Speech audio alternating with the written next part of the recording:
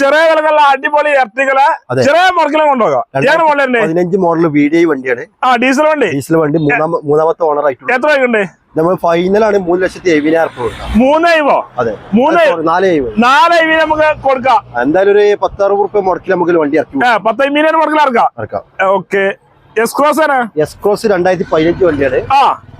ഫുള്ളോടിന് നേരെ താഴെയുള്ള വണ്ടിയാണ്. അളവിലൊക്കെ ചെയ്ത വണ്ടി. അതെ. എത്ര രൂപയുണ്ട്? നമ്മൾ ഫൈനൽ ആണെങ്കിൽ നമുക്ക് 5 രൂപ ഫൈനൽ ചോദിക്കുന്നുണ്ട്. എന്തെങ്കിലും കുറച്ച് കൊടുക്കാം. മാക്സിമം ലോൺ കയറും.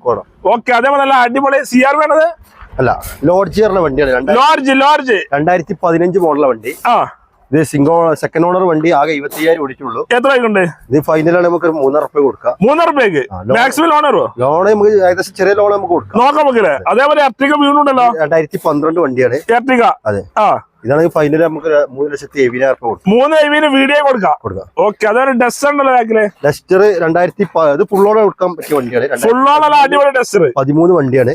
2,90,000 നമുക്ക് ഫൈനൽ ഇട്ടേ കൊടുക്കാം. അതേപോലെ ടറാന 2015-16 രജിസ്റ്ററുള്ള വണ്ടിയാണ്. ഇതാണെങ്കിൽ 4,80,000 രൂപ കൊടുക്കാം. 5,002 നമ്പറിലുണ്ടല്ലേ. ഏകദേശം 4 രൂപ കണ്ടിട്ട് ലോൺ ചെയ്തു. മാക്സിമം ലോൺ കയറും. ബലേനോ ഇത് ഡീസൽ 2018 വണ്ടിയാണ്.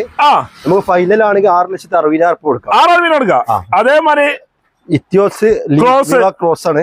ഇതാണെങ്കിൽ നമുക്ക് 4,60,000 കൊടുക്കാം. 4,60,000 മാക്സിമം ലോൺ കിട്ടണം. അതെ.